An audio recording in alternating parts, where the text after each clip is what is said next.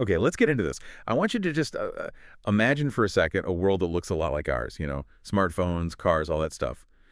But it took a really different path getting here. The big what if for today is, well, what if just-in-time manufacturing, JIT, the thing that basically defines efficiency, now, what if it just never existed?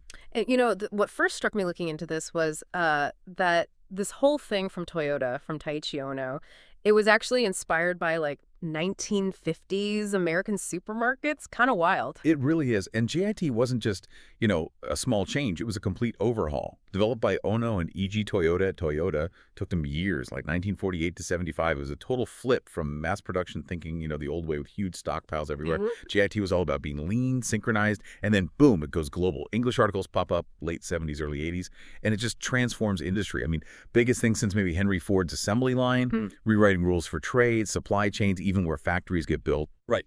So our mission here, this deep dive, is really to explore that counterfactual. We're using some great research from Nueconomy. We'll give you a shortcut, basically, to getting your head around just how massive GIT's impact was by thinking about a world without it.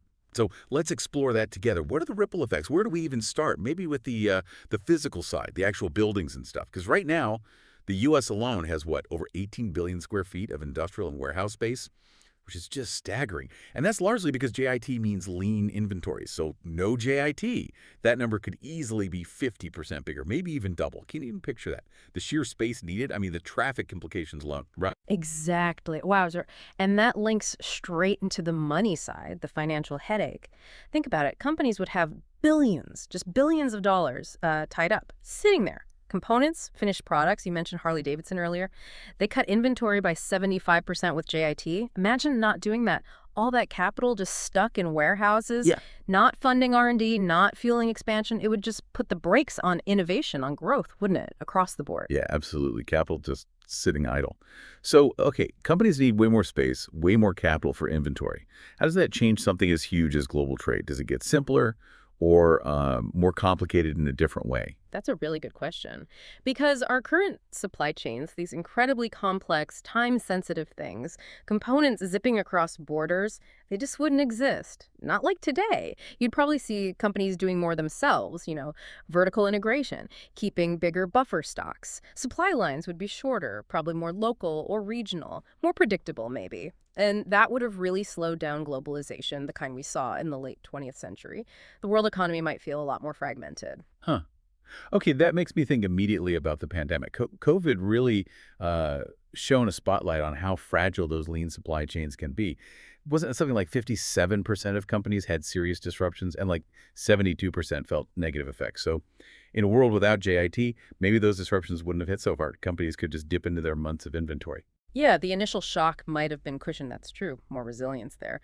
But, and this is a big but, that resilience comes at a massive cost. Think about the working capital needed to hold all that stock. It changes the whole game, especially for smaller businesses. SMEs, small and medium enterprises, they'd really struggle, right? How do they compete when they need huge amounts of cash just for inventory? It probably favors the big guys, the ones with deep pockets. Could lead to more concentrated industries, maybe fewer startups taking off. That's a really key point about the SMEs. But hang on, couldn't you argue that if supply chains are more regional, maybe that actually helps local entrepreneurs, even if the cash needs are high? Or does the sheer scale of inventory just, squash the little guys anyway? It's a fair point. It probably depends a lot on the industry. For things like, say, car manufacturing, very capital intensive, the big players probably win out. Easier for them to manage huge stocks. So yeah, it's a trade-off. Maybe less global fragility, but potentially less dynamism, less opportunity locally in some sectors. Okay, let's shift gears a bit. What about the environmental side? JIT really hammered home waste reduction, using resources efficiently. Toyota had those famous 7 wastes, right? Overproduction, waiting, moving stuff unnecessarily, all that. But it wasn't just about saving money, was it? It was like a whole philosophy shift. Suddenly, every little inefficiency was visible, something to attack. Exactly. It made waste visible. And it wasn't just physical waste either. Think about Kaizen, continuous improvement.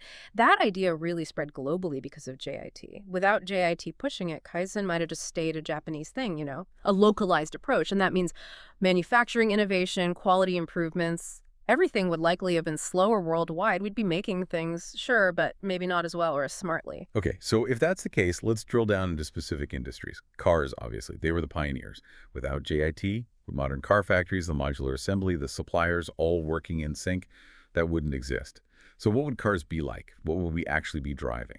Well, you'd probably see car companies looking more like they did way back, early 20th century, doing almost everything themselves, vertically integrated giants, which almost certainly means cars would be more expensive and maybe less reliable too, because JIT lets you spot defects immediately, right there on the line, fix them instantly. Without that, quality control is harder, slower, costs go up. And that just cascades, doesn't it? It Yeah. affects technology adoption too. JIT demanded better forecasting, smarter inventory software, complex supply chain systems. Without that demand, the push to develop all that enterprise software, logistics tech, data analytics, it would have been much slower, right? That whole tech infrastructure we rely on now might look very different. Absolutely. And think logistics. The big players, FedEx, UPS, DHL, their massive growth was fueled by JIT needing things delivered precisely, on time, all the time. Without that constant pressure for speed and precision, maybe freight just stays focused on big, slow, bulk shipments. The whole pace of global goods movement changes. Okay, so we've got industry impacts, tech impacts. What about even broader societal shifts, like where factories are built, economic geography? GIT pushes companies towards places with amazing logistics, right? Ports, highways. Without that pressure, maybe manufacturing spreads out more, based on older factors, like just where labor is cheap. That's a definite possibility. And think about financial markets, too. Things we track closely now, like inventory turnover, working capital efficiency, they become less important metrics. Maybe the focus shifts back to just utilizing your big factories, economies of scale, old school stuff. Even how factories are run. JIT encouraged empowering workers, getting them involved in problem solving. Without it, maybe traditional top-down management just stays dominant. In retail, wow. Think about fast fashion. That whole industry is pure JIT, reacting instantly to trends. Without it, retailers go back to seasonal buying, holding mountains of stock, which probably means higher prices for us and way less choice, waiting months for a style, maybe only seeing a few options. Maybe the biggest thing, though, is the mindset. JIT was this fundamental shift from thinking just in case, pile it high, be safe, to just in time, keep it minimal, rely on precision. And that philosophy just seeped into everything: business planning, risk management, how companies allocate resources. It genuinely rewired how the economy thinks about efficiency. Okay, but let's play devil's advocate here. Mm. Every counterfactual has, another side. What about the upsides of not having JIT? We talked about Yeah. COVID exposing fragility. In a non-JIT world, that vulnerability is much lower, Hmm. and we're actually seeing companies now holding more stock again near shoring. Hmm. Kind of a partial return, isn't it? Is It's there a sort of, silver lining? oh, for sure. There's definitely a case to be made. Companies might be less efficient day to day by modern standards, but they'd be way more resilient to shocks. Absolutely, that bullwhip effect you hear about, where small wobbles in demand cause huge chaos up the supply chain. That gets dampened significantly if everyone's holding bigger buffers. Economic shocks might be less jarring, less frequent maybe. And back to your point about geography, maybe regional economies benefit. If industry isn't all clustered around specific transport hubs, maybe development is more spread out. Could reduce regional inequality, perhaps? So wrapping this all up, where does it leave us?